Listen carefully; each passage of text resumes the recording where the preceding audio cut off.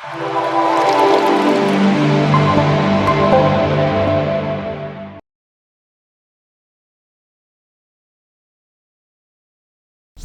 నమః.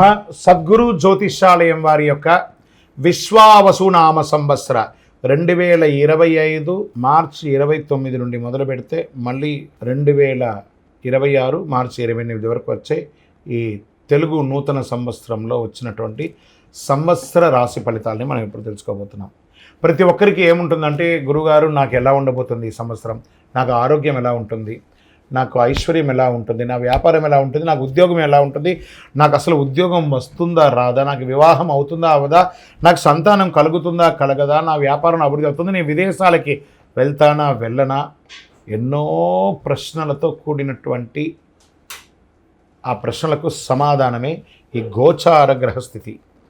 ఇందులో మళ్ళీ చెప్తున్నాను, గోచార గ్రహస్థితి మీ యొక్క వ్యక్తిగత జాతకానికి ఒక 30 నుంచి 40% మాత్రమే వర్తిస్తుంది. మీరు పుట్టినటువంటి ఆ లగ్నం, మీ యొక్క టైం ప్రకారం ఒక లగ్నం ఉంటుంది, మీ నక్షత్రం ఉంటుంది, మీ పాదం ఉంటుంది.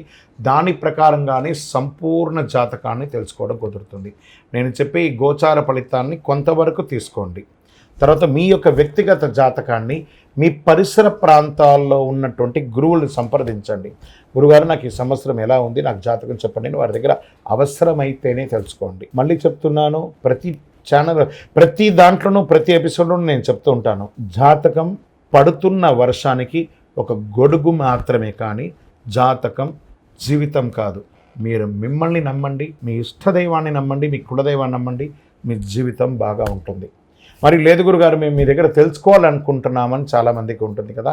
మా దగ్గర తెలుసుకోవాలనుకుంటే కింద కనబడుతున్న మా నంబర్కి మీ పేరు, date of birth, time of birth, place of birth WhatsApp చేయండి, కాల్ చేయకండి. అది చూసిన తర్వాత మా అడ్మిన్స్ మీకు రిప్లై ఇస్తారు. కర్కాటక రాశి వారు పునర్వసు నక్షత్రం 4వ పాదం, పుష్యమి నక్షత్రం మరియు ఆశ్లేష నక్షత్రం వారికి కర్కాటక రాశి వారిగా పరిగణించబడుతున్నారు. వీరికి సంవత్సరము ఉన్న విషయం ఏమంటే, అష్టమ శని తొలగిపోతుంది. ఫస్ట్ శని అష్టమ భాగ్యరాశులు ఎందుకు సంచరించడం వల్ల అనుకూలుడుగా ఉంటున్నాడు, ఆ యొక్క తొలగిపోతున్నాడు. మిక్కిలి శ్రమకరమైనటువంటి కాలం నుండి బయటపడి అద్భుతమైనటువంటి కార్యానికి వచ్చేస్తున్నారు. ప్రమాదాల నుండి చిన్న ప్రమాదాలు వచ్చే అవకాశాలు ఉన్నాయి. గౌరవహాని కలిగే అవకాశాలు ఉన్నాయి, జాగ్రత్త పడండి. మనోవ్యాకులత, కళత్రపుత్ర మూలంగా చిన్న నష్టాలు వచ్చే అవకాశాలు ఉంది కాబట్టి జాగ్రత్తగా ఉండడం మంచిది అని చెప్పడం జరుగుతుంది. ధన వ్యయం మిశ్రమంగా ఉంటుందని కూడా చెప్పచ్చు. వ్యాపారస్తులకి చాలా అనుకూలమైనటువంటి సమయంగా కూడా చెప్పచ్చు. ఈ కర్కాటక రాశి వారికి ఎన్నో రోజులుగా మీరు ఎదురు చూస్తున్నటువంటి యొక్క పర్మిషన్స్ కానీ, కన్స్ట్రక్షన్ పర్మిషన్ కానీ, మీ వ్యాపారానికి సంబంధించిన పేపర్స్ కానీ, డాక్యుమెంట్స్ కానీ, మీరు ఎప్పటి నుంచో ఎక్స్పెక్ట్ చేస్తున్నటువంటి లోన్స్, ఫినాన్షియల్గా మీకు ఉన్నటువంటి ఇబ్బందులన్నీ కూడా తొలగి అద్భుతమైనటువంటి సమయంగా ఉంటుందని కూడా చెప్పడం జరుగుతుంది. ప్రత్యేకించి స్త్రీలకు ఉద్యోగం చేసే స్థానంలో కానీ లేదా ఎంటర్ప్రెనర్గా అయ్యే అవకాశాలు చాలా ఉన్నాయి. విద్యార్థులకి విదేశీయ విద్య చాలా కలిసి వస్తుందని కూడా చెప్పడం జరుగుతుంది. పశుపక్ష్యాదులకి చాలా అద్భుతమైనట్టు ఉంటుంది. ఇప్పటి వరకు పొందినటువంటి అపనిందలన్నీ తొలగిపోయి జయంగా ఉంటారు. కాస్త అష్టమ రాహు అయినందున అకారణ కలహాలు మాత్రం వచ్చే అవకాశాలు ఉన్నాయి. అపనిందలు కూడా చేసే అవకాశాలు బాగా ఉన్నాయి. కీటకముల ద్వారా, కుక్క కానీ లేదా పిల్లి కానీ లేదా దేనిమైనా కీటకం ద్వారా, పాము ద్వారా ఇలాంటి కొంచెం జాగ్రత్తగా ఉండండి. ఇదొకటి చెప్పడం జరుగుతుంది. నక్షత్ర పరంగా సంవత్సర ఆరంభం నుండి వైశాఖ పూర్వార్థం వరకు, తిరిగి భాద్రపద బహుళం నుండి మాఘ పూర్వార్థం వరకు జన్మతారయందు శని, సంవత్సరారంభం కార్తీక బహుళం వరకు జన్మతారయందు రాహు సంచరిస్తున్నారు. పుష్యమి వారికి వైశాఖ బహుళం నుండి భాద్రపద బహుళం వరకు జన్మతారయందు శని సంచారం.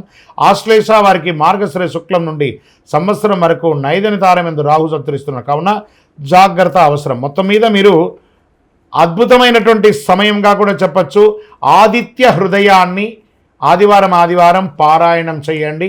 చాలా మంచిగా, చాలా అద్భుతమైనటువంటి ఫలితాలను పొందే అవకాశాలు చాలా ఉన్నాయి. నక్షత్ర పరంగా పునర్వసు వారికి సంవత్సర ఆరంభం నుండి వైశాఖ పూర్వార్థం వరకు, తిరిగి భాద్రపద బహుళం నుండి మాఘ పూర్వార్థం వరకు జన్మతారయందు శని, సంవత్సర ఆరంభం నుండి కార్తీక బహుళం వరకు జన్మతారయందు రాహు సంచరించడం.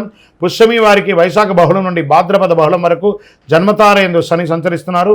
ఆశ్లేష వారికి మార్గశిర శుక్లం నుండి సంవత్సరాంతం వరకు నైదన తారయందు రాహు సంచరిస్తున్నారు. కావున అద్భుతమైనటువంటి సమయంగా కూడా ఈ యొక్క కర్కాటక రాశి వారికి ఈ యొక్క ఇయర్ జాక్పాట్ ఇయర్గా కూడా చెప్పడం జరుగుతుంది.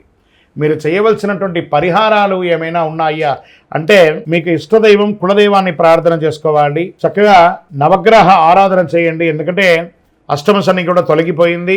మిగతా గ్రహాలన్నీ అనుకూలం చేయడానికి నవగ్రహ ఆరాధన ఒక్కసారి చేసుకోండి. వీలుంటే నవగ్రహ హోమం ఒక్కసారి జరుపుకోండి.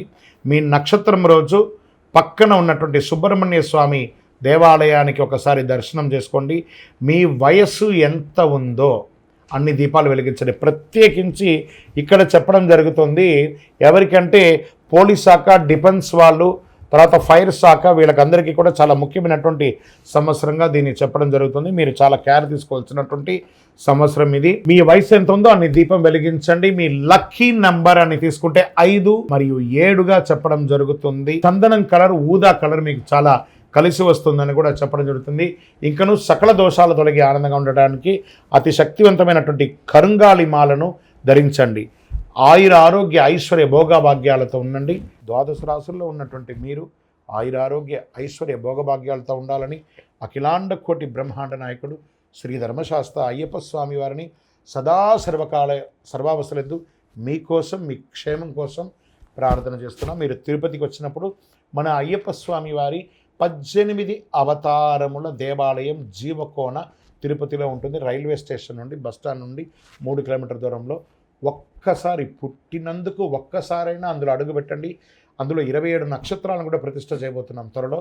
మీరు వచ్చి దర్శనం చేసుకోండి. మీ యొక్క దోషాలన్నీ తొలగి ఆనందంగా ఉండండి. వందే మాతరం, వందే మాతరం, వందే మాతరం. శరణమయ్యప్ప.